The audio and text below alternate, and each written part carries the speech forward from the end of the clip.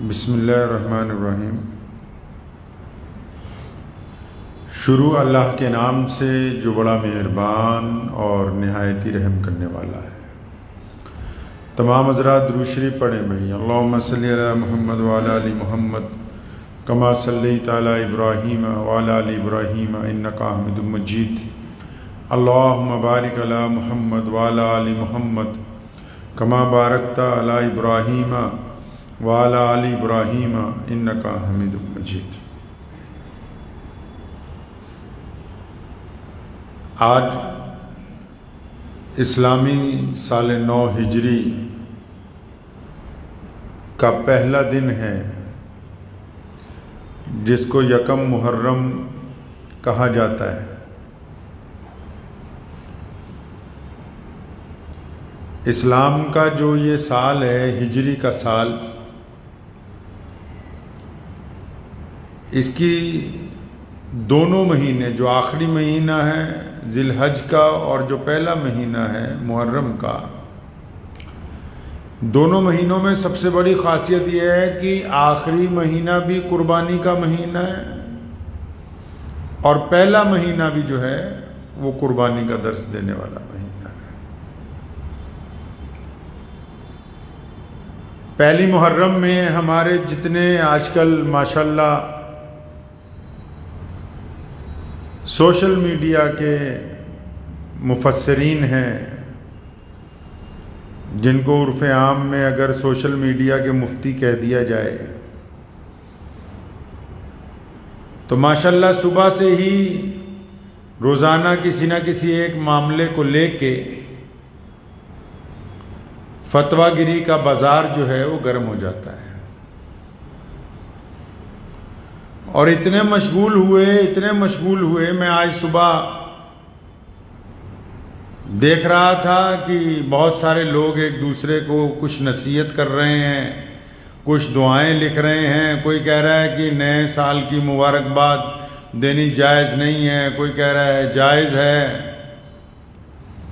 کوئی کہہ رہا ہے نیا محرم کا پہلا دن ہے، فلاں دعا پڑھ لی جائے۔ ان سب کے درمیان میں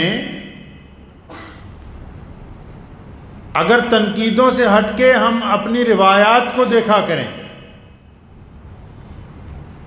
اگر ہم اس نظریے کو چھوڑیں کہ ٹانگ کھینچنے کی بجائے کم از کم اللہ اور اس کے رسول صلی اللہ علیہ وسلم کے دین کی جو تاریخ ہے اس کے اوپر اگر اپنا مطالعہ درست رکھیں اور ان روایتوں کو یاد رکھیں جن کی بدولت ہم تک کلمہ لا الہ الا اللہ محمد الرسول اللہ صلی اللہ علیہ وسلم پہنچا ہے، تو شاید پھر ہمیں ایک دوسرے پہ تنقید کرنے کی ضرورت نہ رہے۔ اسلامی سال 9 ہے، نئے سال کا پہلا دن ہے، بالکل یہ دعا کرنی چاہیے کہ پورا سال پوری دنیا کے لوگوں کے لیے، صرف مسلمانوں کے لیے ہی نہیں، دنیا میں بسنے والے تمام لوگوں کے لیے، خواہ وہ کسی بھی مذہب، کسی بھی ذات اور برادری کے ساتھ تعلق رکھتے ہوں، آنے والا یہ جو سال ہے، یہ جو ہجری کے آنے والے دن ہوں گے، اللہ تبارک و تعالیٰ ان دنوں میں اپنی پوری خلقت پر اپنا رحم نازل فرمائیں، کرم فرمائیں، لوگوں کے ساتھ عافیت کا معاملہ فرمائیں، بیماروں کو شفا عطا فرمائیں۔ دعا تو کی جا سکتی ہے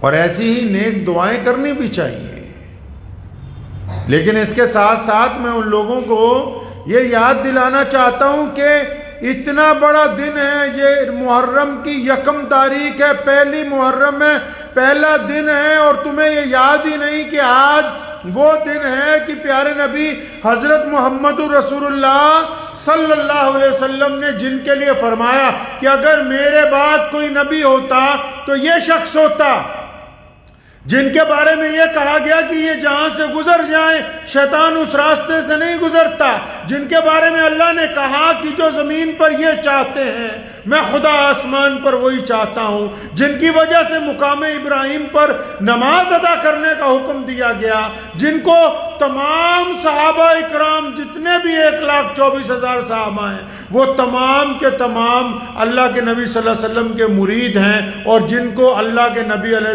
السلام نے اللہ سے مانگ کے لیا ہو، اس فاروق اعظم رضی اللہ تعالی عنہ کا آج یوم شہادت ہے، تو آپ کس طرح بھول سکتے ہیں اس بڑے عظمت والے دن کو؟ ان کی شہادت کا دن ہے جن کو اللہ کے نبی علیہ السلام نے مانگا ہے۔ تمام صحابہ اکرام رضی اللہ تعالیٰ اجمعین چل کے آئے ہیں محمد رسول اللہ صلی اللہ علیہ وسلم کے دربار رسالت تک، آ کے کہا لبیک یا رسول اللہ، ہم آپ کے لیے حاضر ہیں۔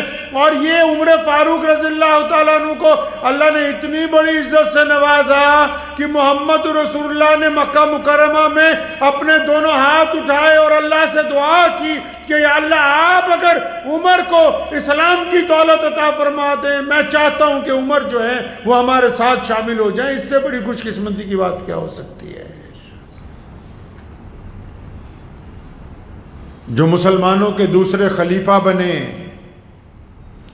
27 سال کی عمر میں اسلام قبول کیا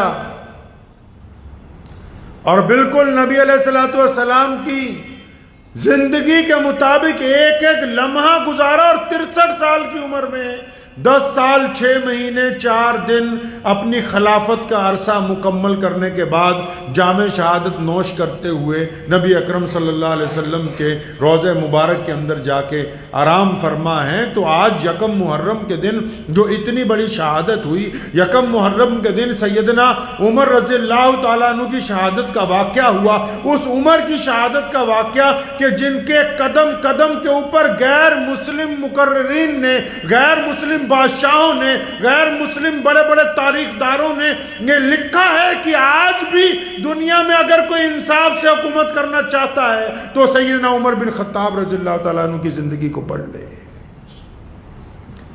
جنہوں نے عدل و انصاف کا وہ معیار قائم کیا۔ کیسر و کسریٰ بادشاہ، اس کا جو امبیسڈر تھا، سفیر جس کو بولتے ہیں، وہ ایک چٹھی لے کے چلا مدینہ منورہ میں۔ حضرت عمر رضی اللہ تعالیٰ عنہ خلیفہ تھے، مسلمانوں کے بادشاہ، ہمارے لیے تو خلیفہ ہے لیکن دوسروں کے لیے تو بادشاہی لفظ ہے۔ چٹھی لے کے چلا، مدینہ پہنچا، لوگوں کو پوچھتا پھرتا ہے، اور تمہارے بادشاہ کا محل کہاں ہے؟ صحابہ نے کہا یہاں کوئی محل نہیں ہوتا، وہ مسجد میں ہوں گے یا مدینے سے باہر ایک باغ ہے وہاں پر ہوں گے۔ مسجد نبوی میں گیا، پوچھا کہاں ہیں مسلمانوں کے بادشاہ؟ تو لوگوں نے کہا حضرت عمر اس وقت یہاں پہ نہیں ہے، وہ جنت البقیع کے پاس ایک باغ ہے، وہاں چلے جاؤ، وہاں پہ شاید مل جائے۔ اس سفیر نے خود کہا، کہتا جب میں اس چھوٹے سے باغ میں گیا تو میں نے دیکھا کہ ایک شخص نے پتھر کا تکیہ بنایا ہوا ہے، مطلب پتھر کی ایک چٹان کو اپنے کندھوں کے پاس رکھا اور اس کے اوپر سر رکھ کے آرام سے سو رہا ہے، آرام سے سو رہا ہے۔ کہنے لگا میں نے جگانے سے پہلے میں بے انتہا اس بات پر حیران ہوا کہ جو ہمارے بادشاہ ہیں وہ بڑے بڑے محلوں کے اندر اور چاروں طرف بڑے بڑے فوجی ان کی حفاظت کے لیے رہتے ہیں، اور ان محلوں کی بڑی اونچی اونچی دیواریں ہیں، ان دیواروں کے باہر بھی بڑے بڑے دستے ان کی حفاظت کے لیے موجود ہیں، اور بہترین پلنگ لگائے، اچھا ہوا کا انتظام ہے، خوشبو کا انتظام ہے، کنیزیں پاس میں کھڑی ہیں، نرم بستر، بہترین چادریں بچھی ہوئی ہیں، قالین بچھے ہوئے ہیں، ہوا کے جھروکے چل رہے ہیں۔ اس کے باوجود ہمارے بادشاہوں کو رات کو نیند نہیں آتی، ڈر کی وجہ سے، بے چینی کی وجہ سے نیند نہیں آتی۔ اور یہ وہ آدمی جس سے اس وقت پوری دنیا کے بادشاہ ڈر رہے ہیں، یہ تو ایک پتھر کو سرانہ بنا کے بڑے اطمینان سے سویا ہوا ہے۔ اس کا مطلب اس کا عدل، اس کا انصاف، اس کی ہمتیں، جرتیں ایسی ہیں کہ اس نے آج تک کسی کے ساتھ کوئی زیادتی کی نہیں، اس کو دنیا کی کوئی پرواہ ہی نہیں ہے۔ حضرت عمر رضی اللہ تعالیٰ عنہ نے یہ رواج قائم کیا، یہ جو ڈیموکریسی ہے ملک میں، پوری دنیا کے اندر آپ دیکھتے ہیں بڑی بڑی کنٹریاں، امریکہ جیسے لوگ کہتے ہیں کہ ہم ڈیموکریٹک ملک ہیں، یہ رواج سب سے پہلے دنیا میں حضرت عمر رضی اللہ تعالیٰ عنہ نے ڈالا کہ اگر کوئی بندہ خلیفہ کے خلاف، بادشاہ کے خلاف بات کرنا چاہتا ہے تو کھل کے بولے، اسے اجازت ہے۔ آج تو اگر آپ کہیں دو چار کسی اپنی قوم کے بڑے لوگوں پر اگر سوال اٹھا دیں تو ان کے چمچے پیچھے پڑ جائیں گے دونوں ہاتھ دھو کے آپ کے۔ عمر رضی اللہ تعالیٰ عنہ خلیفہ بنے، ممبر کے اوپر کھڑے ہوئے، فرمایا مسلمانوں، ٹیسٹ کرنے کے لیے، تجربہ کرنے کے لیے، فرمایا مسلمانوں اگر میں اللہ نہ کرے اللہ اور اس کے رسول کے راستے سے ہٹ جاؤں کیا کرو گے؟ اور عمر کون ہے؟ عمر کے روب سے ہر شخص کانپتا ہے، شیطان کی جرت نہیں کہ اس راستے سے گزر جائے جدھر سے حضرت عمر رضی اللہ تعالیٰ عنہ گزرتے ہوں۔ ان کا دبدبہ ایسا ہے کہ آگے جلدی کوئی بول نہیں سکتا۔ عمر رضی اللہ تعالیٰ عنہ نے جب یہ بات کہی تو 3-4 صفحے چھوڑ کے ایک بدو صحابی جو کہ غریب ہیں، کپڑے پھٹے ہوئے ہیں، تو اٹھ کے کھڑے ہوئے، اپنی تلوار اٹھائی، فرمایا عمر اگر اللہ اور اس کے رسول کے راستے سے ہٹو گے تو یہ شمشیر تمہارے اور ہمارے درمیان فیصلہ کرے گی۔ بڑے خوش ہوئے، فرمایا بس میں یہی چاہتا ہوں، میں یہی چاہتا ہوں کہ بس کہ ہمارے درمیان ایسے لوگ موجود رہیں جو راستہ، اگر ہم بھٹکنے لگے ہمیں سیدھی راستہ عطا کریں۔ آج ہمارے معاشرے کا یہ حال ہے کہ جو لوگ، قرآن نے جاہل کن کو کہا؟ قرآن پاک نے ایسے ہی لوگوں کو تو جاہل کہا ہے، آپ جاہل کی اصطلاح کچھ اور سمجھتے ہیں۔ قرآن پاک نے کہا ان کو تشفی نہیں ہو رہی، میں کہا کیوں تیرے امام نے لکھ کے دینا، امیر نے اس کو پرچی کہ جنت میں جائے گا یا نہیں جائے گا، تجھے تشفی نہیں ہو رہی۔ جاہل کون ہے؟ قرآن پاک میں ذکر ہے، اللہ تعالیٰ نے فرمایا جاہلوں کے ساتھ بحث نہ کرو۔ یہی تو اصطلاح ہے قرآن پاک کی جو آج کل کے کئی بڑے لوگ چاہتے نہیں کہ عام لوگ اس کو سمجھ لیں۔ ہم جاہل اس کو کہتے ہیں جس کو پڑھنا لکھنا نہیں آتا، جس کو بولنے کی تمیز نہیں، جس کو کپڑے پہننے کا ڈھنگ نہیں، جس کو کھانا کھانے کا طریقہ نہیں، لوگ اس کو جاہل کہتے ہیں کہ یہ ان پڑھ ہے۔ لیکن قرآن نے اس کو جاہل نہیں کہا۔ اللہ تبارک و تعالیٰ نے مومنوں کو کہا جاہلوں سے بحث نہ کرو۔ کون ہے جاہل؟ فرمایا جاہل وہ نہیں جس کو تم سمجھ رہے ہو، جس کی حالت بگڑی ہوئی ہے، جس کی بولی ٹھیک نہیں ہے، جس کا لب و لہجہ اچھا نہیں ہے، جس کی بہترین داڑھی نہیں ہے، جس کو پگڑی بڑیانی باندھنی آتی، یا جس کے کپڑے صاف نہیں ہیں، وہ جاہل نہیں ہے۔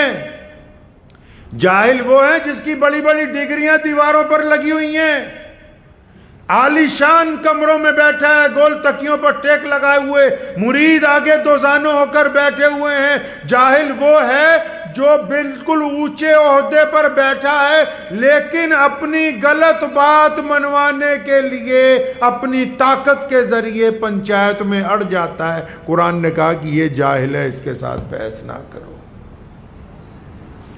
ایسے لوگ ہمارے معاشرے میں آج کل کثرت سے ہیں، کثرت سے موجود ہے ہمارے معاشرے میں ایسے، جس کی جہاں دادا گیری چل رہی ہے، جس ادارے میں وہ چلا رہا ہو، کہتا نہیں اسلام پر میرا مزاج غالب آئے گا۔ ایک بات کان کھول کے سن لو، اگر ایک کمپنی کے موبائل میں دوسری کمپنی کے موبائل کا سافٹ ویئر نہیں چل سکتا تو یہ اسلام محمد الرسول اللہ کی ملکیت ہے، اس میں مزاج صرف محمد الرسول اللہ کا چلے گا۔ کوئی بڑے سے بڑا ترم خاں کیوں نہ ہو، اگر وہ اسلام میں اپنا مزاج چلانا چاہے گا تو وہ اسلام پر کارآمد نہیں ہو سکتا، نہ دنیا میں عزت پائے گا نہ آخرت کے اندر عزت پا سکتا ہے۔ عمر رضی اللہ تعالیٰ عنہ گزر رہے ہیں، ایک بوڑھی عورت اپنے گھر کے صحن میں پریشان بیٹھی ہے، دیکھا اندر چلے گئے۔ اماں کیا بات ہے؟ سنو کیسی ہوتی ہے ڈیموکریسی، کس کو کہتے ہیں حکومت۔ اماں کیا بات ہے؟ اماں بھڑک گئی، کہہ رہی میں 4-5 دن سے میرے گھر میں سامان نہیں ہے، بیٹا کوئی ہے نہیں، شوہر کا انتقال ہو گیا۔ فرمایا اچھا اماں پھر ناراض کیوں ہوتی؟ کہتی عجیب بات ہے، ناراض نہ ہوں، یہ جو ہمارا خلیفہ ہے عمر، اس کو پتہ ہی کوئی نہیں کہ میرے گھر میں سامان نہیں ہے۔ یہ بات تب کی میں بتا رہا ہوں جب سی سی ٹی وی کیمرے نہیں لگے تھے، جب واٹس ایپ نہیں تھا، جب لوگ فیس بک پہ لائیو ہو کے اپنا دکھ درد نہیں بتا سکتے تھے، جب دھرنے لگانے کا رواج نہیں تھا، جب اخباروں میں خبر نہیں چھپتی تھی۔ یہ اس دور کی بات ہے جب لوگ بڑے بڑے لوگوں کے سامنے زبان ہلاتے نہیں تھے، ڈرتے تھے کہ شاید ہماری گردن نہ اتر جائے۔ اس بڑھیا نے ناراضگی کا اظہار کیا اور کہا اسے پتہ نہیں ہے۔ عمر رضی اللہ تعالیٰ عنہ بڑے پریشان ہوئے، اس بڑھیا کو یہ نہیں پتا کہ یہی عمر ہے، یہ پتہ نہیں ہے اسے۔ فوراً واپس بیت المال میں سے سارا سامان، ہر شے اس کے گھر کے اندر بھر دی گئی، کھانا وغیرہ تیار کیا، خود تیار کیا۔ اور عثمان رضی اللہ تعالیٰ عنہ فرماتے ہیں کہ میں اور عبد الرحمن بن عوف، ہمیں کوئی کام پڑ گیا خلیفہ سے، کسی ملک کا کوئی سفیر آیا ہوا تھا، امبیسڈر، تو ہمیں کسی کاغذات دکھانے تھے، تو ہم ڈھونڈتے پیچھ رہے ہیں خلیفہ کہاں ہے، تو پتہ لگا فلاں محلے میں ایک بوڑھیا کے مکان میں آگ جلانے کے لیے پھونکے مار رہا ہے چولہے میں۔ گئے تو دیکھا کہ داڑھی میں سے بھی دھواں نکل رہا ہے، اگر تندور جل جائے پھٹافٹ کھانا تیار ہو جائے، یہ بوڑھی اماں کھا لے۔ سارا کچھ ہو گیا تو کیا کہا حضرت عمر رضی اللہ تعالیٰ عنہ نے اس بڑھیا کو؟ فرمایا اماں اب تو سب کچھ آ گیا گھر میں، اب وہ عمر کو تو پتہ نہیں نا کہ تو کس حال میں ہے، چل کوئی بات نہیں، تو عمر کو معاف کر دے۔ اس بوڑھی نے کیا کہا سنو، اس بڑھیا نے اس وقت کہا سیدنا عمر رضی اللہ تعالیٰ عنہ سے، فرمایا اچھا عمر کو پتہ ہی نہیں ہم کس حال میں ہیں؟ کہنے لگے ہاں اماں وہ اسے کیا پتہ ہوگا کہ تو کس حال میں ہے؟ فرمایا پھر اسے کہو کہ اگر اسے یہی نہیں پتہ کہ رعایا کس حال میں ہے، پھر حکومت کیوں کرتا ہے؟ حکومت کرنا چھوڑ دو پھر۔ آج تو اگر حکومت کے سامنے زیادہ اظہار ناراضگی ہو جائے تو حکومت پکڑتی ہے پوری دنیا میں ہی، چاہے کوئی بھی ملک ہو۔ ہے عمر رضی اللہ تعالیٰ عنہ کی آنکھوں میں آنسو آ گئے، ہے عثمان بھی وہاں پہنچ گئے اس دوران۔ بڑی مشکل سے اس بوڑھیا کو منایا، اور جب اسے پتہ لگا یہی عمر ہیں تو بڑی حیران ہوئی، پر کہنے لگی تم نے پہلے مجھے کیوں نہیں بتایا؟ فرمایا نہیں اماں، میرا کام ہے تمہاری کفالت کرنا، میری ذمہ داری بنتی ہے۔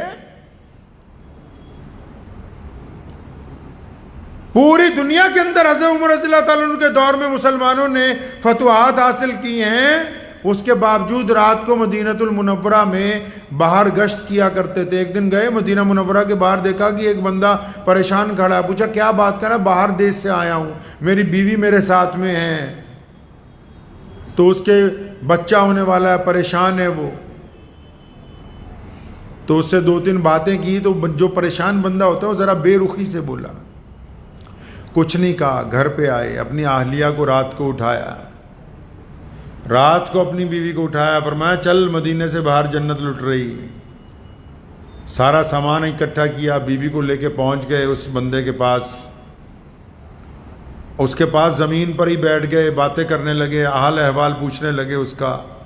تو کچھ دیر کے بعد جب ولادت ہو گئی، اندر بچہ ہوا، تو حضرت عمر رضی اللہ تعالیٰ عنہ کی اہلیہ نے اندر سے آواز دی، یا امیر المومنین مبارک ہو، آپ کے دوست کے گھر بیٹا ہوا ہے۔ اب جب اس نے آواز ماری، یہ گھبرا کے اٹھ گیا، ساتھ میں بیٹھا ہوا تھا بہت دیر سے، سمجھ رہا تھا کوئی عام ہی بندہ، کوئی دیہاتی ہے، گھبرا کے اٹھا، فرمایا یا امیر المومنین آپ نے تو مجھے بتایا ہی نہیں کہ آپ عمر بن خطاب ہیں۔ فرمایا نہیں، ہماری یہ ذمہ داری ہے بھائی۔ آج سب سے بڑی بیماری کیا ہے؟ اگر کوئی ہم جیسا بڑا مولوی آئے گا، وہ اس کو پتا ہو کہ فلاں آدمی کے ساتھ اچھا اس سے نصیحت مل سکتی ہے، اس سے فائدہ ہو سکتا ہے، پروٹوکول بیچ میں آ گیا، پروٹوکول آ گیا چودھری صاحب کا، امیر آدمی کا، بڑے عالم کا، غرور کا، تکبر کا، پروٹوکول پھنس گیا بیچ میں۔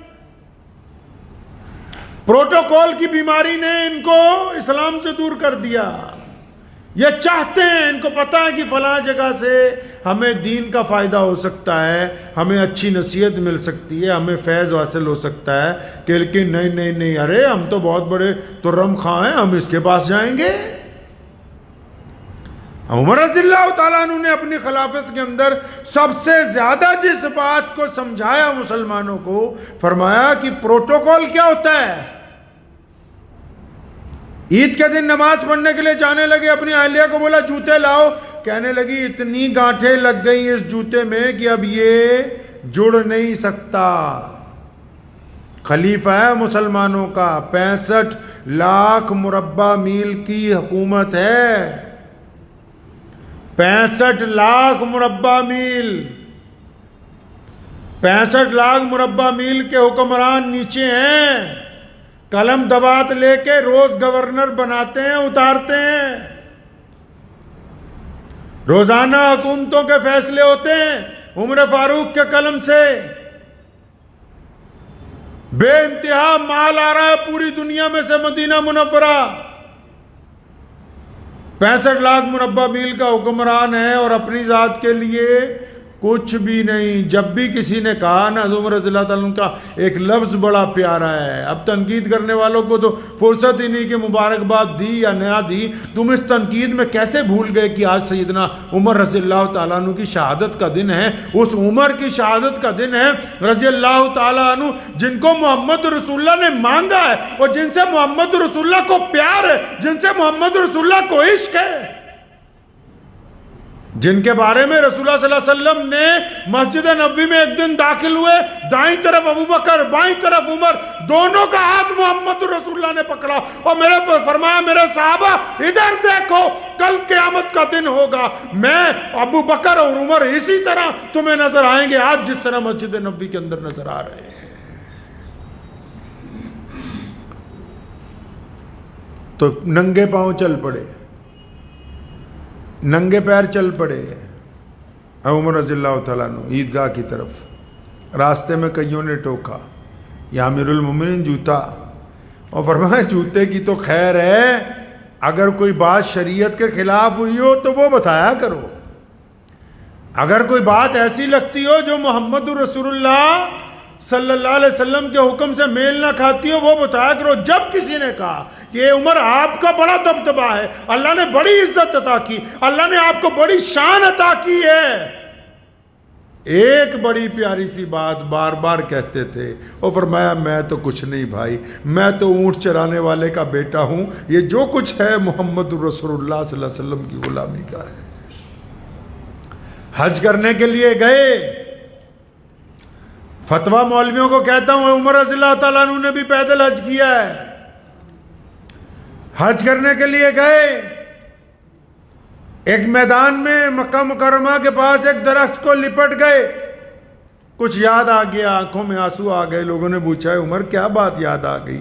وہ فرمایا ان درختوں کے پاس میں اپنے 10 اونٹ تھے، ان کو چرایا کرتا تھا، اور میرا باپ مجھ سے ناراض ہوتا تھا کہ تجھے یار اونٹ بھی صحیح طرح چرانے نہیں آتے۔ ایک دن میرے ابا نے کہا عمر ان 10 کو لائن میں کھڑا کرو، فرماتے میں جب پہلے کو کھڑا کیا، دوسرے کو کھڑا کیا، جب تیسرے کو لگایا، پہلا اپنی جگہ سے ہل گیا، پہلے کو لگا کے آیا، چوتھے کو درمیان میں کیا، تیسرا نکل گیا، تیسرے کو درست کیا، 5واں ہٹ گیا اپنی جگہ سے۔ فرمایا عمر تو ان اونٹوں کو لائن میں لگانے کا فن نہیں جانتا تھا، یہ محمد رسول اللہ کی عنایتیں ہیں کہ اللہ نے آج پوری دنیا کا دین چلانے کا فن عطا فرما دیا ہے، اللہ نے پوری دنیا کو چلانے کا فن عطا فرما دیا۔ ساری زندگی کبھی ایک رتی برابر بھی، ورنہ حکمران جو ہوتے ہیں، حکمران تو اپنے آگے کسی کو بولنے نہیں دیتے، حکمران تو کسی کی گفتگو نہیں سنا کرتے۔ سیدنا عمر رضی اللہ تعالیٰ عنہ نے یہ وتیرہ ڈالا ہے، آپ بھی سنیں، اور ضروری نہیں کہ کوئی بندہ پورے ملک کا حکمران ہو، اللہ نے جس کو جتنی حکمرانی دی ہے اگر وہ اپنی اتنی حکمرانی میں بھی دیانتدار نہیں ہے تو کل قیامت کے دن اس سے پوچھ ہوگی اگر کوئی آدمی ایک فیکٹری کا مالک ہے، اس کے پاس 500,000 لوگ کام کرتے ہیں، وہ ان کے ساتھ کسی معاملے میں بددیانتی کرتا ہے، اللہ اس کی پکڑ کریں گے۔ اگر کوئی اپنے گھر کا مالک ہے، اپنے گھر والوں سے اپنی دبنگائی میں زیادتی کرتا ہے، اللہ اس کی پکڑ کریں گے۔ اگر کوئی کسی مدرسے مسجد کا اوپر سے بنا ہوا پردھان ہے اور پھر اپنی مرضی تھوپتا ہے، اللہ اور اس کے رسول کی مرضی کو پیچھے کرتا ہے، کل قیامت کے دن اس کا گریبان پکڑا جائے گا۔ حضرت عمر رضی اللہ تعالیٰ عنہ نے ساری زندگی، ایک دن جا رہے تھے راستے میں، مسجد نبوی سے نکلے، گھر کی طرف جانے لگے تو کوئی صحابی ملے، باہر سے آئے تھے، ایران عراق کی طرف سے، کہنے لگے عمر، رک گئے، فرمایا ہاں میرے بھائی بتاؤ۔ عمر یار تمہارا اتنا دبدبہ ہے ماشاءاللہ، اللہ نے تیرے نام میں اتنا دبدبہ رکھ دیا کہ کئی بار تو کوئی قصبہ، کوئی قلعہ فتح کرنا ہوتا ہے نا، اگر ہم جا کے یہ کہہ دیتے ہیں کہ ہمیں عمر ابن خطاب نے بھیجا ہے، تو بنا جنگ کے، بنا لڑائی کے دشمن ہتھیار ڈال دیتا ہے۔ فرمایا اللہ نے تیرے نام میں اتنی عزت ڈال دی۔ یہ بات سنی، آج کل تو کسی کی تعریف کرتے جاؤ نا، آج کل تو آپ کو پتہ ہی ہے، جو دیانتدار بھی ہیں، دنیا دار بھی ہیں، جلسوں میں بھی، میں ایک جلسے میں گیا تو پتہ لگا کہ 500 آدمیوں کے نام پکارے جانے ہیں۔ بھائی 500 کے نام کیوں پکارنے؟ اگر کسی ایک کا نہیں لیا تو گاؤں والا بیچ میں ناراض ہو جائے گا۔ بھائی عمر رضی اللہ تعالیٰ عنہ نے یہ بات سنی، بڑے پریشان ہوئے۔ اکثر مسجد نبوی میں ان کی کیبنٹ کی میٹنگ ہوتی تھی، کیبنٹ کی میٹنگ، فوراً کیبنٹ کی میٹنگ بلا لی۔ یہ بات سننے کے فوراً بعد، دوپہر کا وقت ہے، کیبنٹ کی میٹنگ بلا لی، تمام بڑے صحابہ کو فوراً پیغام چلا گیا، جلدی آؤ، خلیفہ نے بلایا ہے۔ مسجد نبوی میں سارے آ گئے، ممبر پہ کھڑے ہو گئے۔ کیا بات کہی؟ فرمایا میں نا چھوٹا تھا، ہمارے گھر میں کئی بار اناج کی کمی ہو جاتی تھی، تو میری اماں میری ماسی کے گھر مجھے بھیج دیتی تھی، ان کے گاؤں، کہ جن دنوں میں اناج کی کمی ہے تو وہاں رہ لیو۔ تو کہوں میں وہاں چلا جاتا تھا، جب تو ہمارا جو خالو تھا وہ سمجھ جاتا تھا، تانا مارتا تھا، اچھا آ گیا ہے، کوئی بات نہیں۔ کہتا سارا دن اونٹ چروانے، تو شام کو مجھے ایک مٹھی کھجوریں یا ایک مٹھی کشمش کی اس وقت دی جاتی تھی۔ عمر رضی اللہ تعالیٰ عنہ نے یہ بات صحابہ کرام رضی اللہ تعالیٰ اجمعین کو بتائی کہ ایسے ایسے میرے ساتھ ہوا۔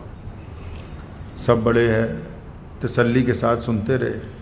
پھر دوسری بات بتانے لگے، فرمایا جب میں اپنے ابا کے پاس ہوتا تھا، مجھے اونٹ چرانے کے لیے دیتے تھے، میرے سے تو اونٹ بھی صحیح طرح چرانے نہیں آتے تھے۔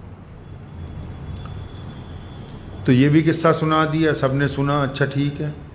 اب جتنے کیبنٹ میں ہیں سارے لوگ بڑے بڑے صحابہ ہیں، وہ سوچ رہے ہیں کہ اب مدعے پہ آئیں گے، بھئی اتنی دوپہر کو میٹنگ بلائی ہے، کوئی تو ایمرجنسی ہوگی نا۔ جب ایمرجنسی ہوتی تھی، کسی ملک میں حالات بگڑتے تھے، یا کسی گورنر کو تبدیل کرنا ہوتا تھا، یا اسلامی لشکر کسی ملک میں ہوتا تھا، فوراً عمر رضی اللہ تعالیٰ عنہ میٹنگ بلایا کرتے تھے فوراً۔ اب یہ سارے صحابہ سوچ رہے ہیں کہ اچھا اب مدعے کے اوپر آ جائیں گے، بھی یہ دو واقعات تو چلو بچپن کی یاد آ گئے، کوئی بات نہیں۔ تو بیچ میں سے کسی نے بولا کہ حضرت جس کام کے لیے دوپہر کو بلایا اتنی دوپہرے، وہ بات تو بتاؤ۔ فرمایا انہی باتوں کے لیے بلایا تھا، یہی بات تمہیں بتانی تھی۔ سارے بڑے حیران ہوئے، سیدنا عمر رضی اللہ تعالیٰ عنہ کی آنکھوں میں آنسو آ گئے۔ فرمایا مجھے کسی نے کہا نا کہ تیرے نام میں بڑا دبدبہ آ گیا، تو میں نے سوچا تمہیں بھی بٹھا لوں، خود بھی آ جاؤں، پھر اپنی اوقات یاد کروں کہ ہم کیا تھے، اللہ نے ہمیں کہاں پہنچایا ہے، ہم کیا تھے۔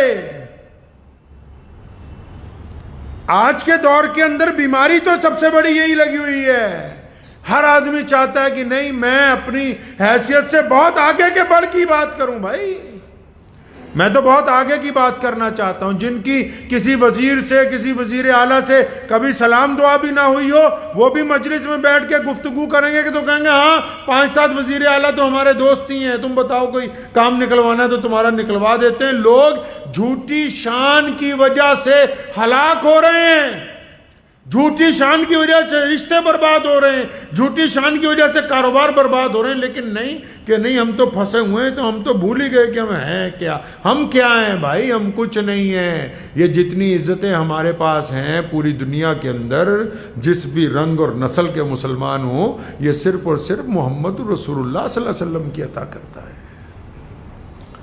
ہم تو کائنات کے اندر ایسے نہیں تھے کہ لوگ ہمیں کھڑے ہو کے کہتے خان صاحب، میاں جی، ہم تو اس معیار کے ہی نہیں تھے، ہم تو بڑے پسماندہ لوگ تھے پوری دنیا میں۔ ابو جہل ہمیں کہتا تھا کہ یہ بلال اندر نہیں جا سکتے بیت اللہ میں، اسامہ غلام ہے، اس کی کیا جرت کی آگے بڑھ جائے۔ ہمارے پاس جو عزتیں ہم کس طرح بھول جائیں کہ یہ اللہ اور اس کے رسول صلی اللہ علیہ وسلم کے دین کی وجہ سے ہیں، محمد رسول اللہ صلی اللہ علیہ وسلم کی نسبت کی وجہ سے ہیں۔ حضرت عمر فاروق رضی اللہ تعالیٰ نے بارہا ساری زندگی اس بات کو یاد کروایا اپنے متعلقین کو، خود بھی۔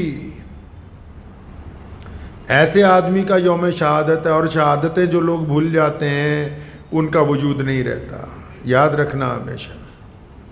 جو لوگ اپنے شہداء کو بھول جاتے ہیں ان کا وجود نہیں رہتا، قومیں وہ زندہ رہتی ہیں، ملک بھی وہی کامیاب ہوتے ہیں، برادریاں بھی وہی آگے بڑھتی ہیں، معاشرہ بھی وہی آگے جاتا ہے جو اپنی روایتوں کو یاد کرتا ہے۔ روایتیں دقیانوسی نہیں ہوتی ہیں۔ آپ کو میں حیرت انگیز چھوٹا سا واقعہ سنا کے اپنی بات ختم کرتا ہوں۔ آج بھی جب انگلینڈ کی پارلیمنٹ میں جو اجلاس شروع ہوتا ہے، جب سیشن شروع ہوتا ہے، تو وہاں کے جو پارلیمنٹ کے سیکیورٹی کے لوگ ہیں، آج کے ٹائم کی بات بتا رہا ہوں، جبکہ ہر جگہ ڈیجیٹل مشینیں جس سے 1 منٹ میں پتہ لگ جاتا ہے کہ کسی آدمی کے پاس کوئی غلط چیز تو نہیں، اس کے باوجود ان کی سیکیورٹی کے ملازم آج سے 400-500 سال پرانے قسم کے کپڑے ڈیزائن کے بنوا کے اور اسی طرح پرانی لالٹینیں پکڑ کے، آپ دیکھ لیجئے نیٹ پہ نکال کے، پرانی لالٹینیں پکڑ کے اس پارلیمنٹ ہاؤس کے اندر جاتے ہیں اور لالٹینیں لے کے ایک ایک کرسی کے نیچے دیکھتے ہیں، کیونکہ کئی 100 سال پہلے کوئی چھپ گیا تھا کسی ایم پی کو مارنے کے لیے کرسیوں کے نیچے، تو ان کے بادشاہ نے روایت ڈالی کہ سیشن سے پہلے لالٹین لے کے ساری کرسیوں کے نیچے، وہ اپنی ان روایتوں کو اس لیے مانتے ہیں کہ ان کے دنیاوی بادشاہوں نے وہ روایت ڈالی، اور ہم اپنی ان روایتوں کو بھول رہے ہیں جن روایتوں کو اسلام کی بنیاد میں محمد رسول اللہ صلی اللہ علیہ وسلم نے موجود رکھا ہے۔ ہم ان روایات کو بھولنا چاہتے ہیں۔ یہ روایتیں ہیں۔ یہ محرم کا مہینہ 10 محرم آ رہا ہے، سیدنا امام حسین رضی اللہ تعالیٰ عنہ کی شہادت کا دن ہے۔ اگر امام حسین کو یاد کریں گے تو ان کی یاد کے ساتھ سیدنا ابو بکر صدیق، سیدنا عمر فاروق رضی اللہ تعالیٰ عنہ، سیدنا عثمان ذی النورین رضی اللہ تعالیٰ عنہ، ان کی شہادتوں کو، ان کی قربانیوں کو، ان کی محبتوں کو ذکر کرنا لازمی ہے۔ یار بچے کھیل رہے ہیں، حضرت عمر رضی اللہ تعالیٰ عنہ کا صاحبزادہ کھیل رہا ہے، حضرت حسین رضی اللہ تعالیٰ عنہ کھیل رہے ہیں اس کے ساتھ، اچانک صاحبزادوں میں کوئی بات ہو گئی تو حضرت حسین رضی اللہ تعالیٰ عنہ نے کہا حضرت عمر خلیفہ ہیں، تو حضرت حسین نے کہا حضرت عمر رضی اللہ تعالیٰ عنہ کے بیٹے سے کہ زیادہ ہم سے نہ منہ لگاؤ، زیادہ نہ بولو، مطلب تکرار نہ کرو، بحث نہ کرو، کہ تمہارا جو ابا ہے نا وہ ہمارا غلام ہے، خلیفہ۔ آج کل تک کسی دی چھوٹے جو چودھری نال گل بات ہو جائے نا، وہ دے اڈیاں ہی نہیں تھلے لگ دیا، کسی کی حوالدار سے یا ایک آدھے افسر سے بنی ہو اس کی ایڑیاں ہی نہیں لگتی نیچے۔ یہ خلیفہ کا بیٹا ہے۔ کہا اچھا تم یہ کہتے ہو کہ ہمارے ابو تمہارے غلام ہیں؟ فرمایا ہاں میں کہتا ہوں تمہارے ابا ہمارے غلام ہیں۔ اب وہ بچہ گھر گیا اپنے والد کو بتانے، مسلمانوں کے بادشاہ کو، خلیفہ کو بتانے کے لیے کہ گیا کہ وہ جو حسین رضی اللہ تعالیٰ عنہ ہیں وہ تو کہتے ہیں عمر ہمارا غلام ہے۔ اب بچے نے جا کے جب یہ بات حضرت عمر رضی اللہ تعالیٰ عنہ کو کہی تو عمر رضی اللہ تعالیٰ عنہ لیٹے ہوئے تھے، اٹھ کے بیٹھ گئے، چہرے پہ بڑی خوشی کے آثار آئے۔ فرمایا اپنے صاحبزادے کو کہ بیٹا ان کے پاس پھر جاؤ اور یوں پوچھو کہ تم کہتے ہی ہو کہ لکھ کے بھی دے دو گے؟ اب بچوں کی تو عقل بچوں کی ہوتی ہے، لیکن یہاں معاملہ اور ہے۔ تو بچہ جو ہے عمر رضی اللہ تعالیٰ عنہ کا، اس کو بھی بڑا جوش آیا، کہتا اچھا لگتا معاملہ تو بہت آگے تک جائے گا، آج ہوگی کیبنٹ کی میٹنگ، کیونکہ یہ تو عدل انصاف میں اپنے بیٹے کے درے مروانے پہ پیچھے نہیں ہٹتے۔ یہ تو اگر کسی پہ عدل اور انصاف پہ آ جائیں، جب بیت اللہ کے صحن میں ایک بادشاہ طواف کرتا ہے اور اس کا کپڑا کسی کے پاؤں کے نیچے آتا ہے، وہ اگر ایک غریب کو ایک تھپڑ مارتا ہے تو اس کے 10 درے لگوائے جاتے ہیں۔ اور بچہ بڑا خوش ہوا کہ نا اچھا ابا جی لکھوا لاؤں؟ فرمایا ہاں جلدی جاؤ، جلدی لکھوا کے لاؤ۔ اور حسین رضی اللہ تعالیٰ عنہ نوجوان تھے، ان کے پاس آیا کہ نا تم کہتے ہی ہو لکھ بھی دو گے؟ اور فرمایا 100 بار لکھوا لے بھی تیرا باپ ہمارا غلام ہے۔ انہوں نے لکھ دیا کہ عمر بن خطاب جو ہیں وہ میرے غلام ہیں۔ بچہ بڑی بڑی قدم اٹھاتا ہوا تیزی کے ساتھ واپس پہنچا اپنے ابا کے پاس۔ عمر رضی اللہ تعالیٰ کو جب رکا دیا، رکے کو چوما، اپنی آنکھوں سے لگایا اور فرمایا بیٹا اس کو سنبھال کے رکھنا ہے، اور جس روز میرا انتقال ہو جائے اس رکے کو میرے کفن میں رکھنا، تاکہ کل قیامت کا دن ہو، جب سب لوگ اٹھے میں بھی اٹھوں تو میں اعلان کر سکوں کہ عمر بن خطاب سیدنا امام حسین کا غلام ہے۔ اور اپنے بیٹوں کو سمجھایا، کس طرح سمجھاتے ہیں، جبکہ درجے میں اللہ کے رسول نے کیسے سمجھایا؟ اللہ کے رسول نے یہ درجہ دیا کہ میرے بعد اگر کوئی نبی ہوتا، حالانکہ کوئی نبی ہو نہیں سکتا، پھر بھی پوری دنیا کے لوگوں کو سیدنا عمر کا درجہ سمجھانے کے لیے کیا کہا یا رسول اللہ نے؟ فرمایا میرے بعد اگر کوئی نبی ہوتا تو وہ عمر ہوتے۔ تو یہاں یہ عمر کیا کہہ رہے ہیں اپنے بیٹے کو؟ فرمایا بیٹا زندگی میں کبھی اس بات کو دل میں نہیں لانا کہ تم اور حضرت امام حسین ایک برابر ہیں۔ فرمایا نہیں ہم تو ان کے غلام ہیں۔ بیٹا یاد رکھو تیری اماں پتہ نہیں کون ہے، مطلب ماں کا نام نہیں لیا۔ فرمایا تیری ماں کون ہے؟ ان کی ماں سیدۃ فاطمہ الزہرا ہے، محمد رسول اللہ کی چہیتی بیٹی ہے۔ فرمایا میں تیرا باپ کون ہے؟ ان کا باپ مولا علی ہے، اور رسول اللہ نے فرمایا جس کا میں مولا علی بھی اس کے مولا۔ عمر فاروق نے بار بار کہا جس کے علی مولا عمر بھی اسی کے ساتھ ہے۔ پھر فرمایا ان کے باپ حضرت علی ہیں، اور فرمایا حضرت عمر رضی اللہ عنہ کی آنکھ میں آنسو آ گئے۔ فرمایا تیرا نانا کون ہے؟ ان کے نانا محمد رسول اللہ صلی اللہ علیہ وسلم ہے۔ یہ طریقہ ہے ان کا۔ مال غنیمت میں سے کوئی چیز آتی تھی، سیدنا امام حسن حسین رضی اللہ تعالیٰ عنہ کو پہلے بلایا کرتے تھے کہ شہزادوں کو بلاؤ، شہزادوں کو بلاؤ، کہ ان کو پوچھا جائے پہلے کہ کون سی چیز چاہیے۔ آج کے دن اس عظیم شہادت کو بھولنا بدقسمتی کی بات ہوگی۔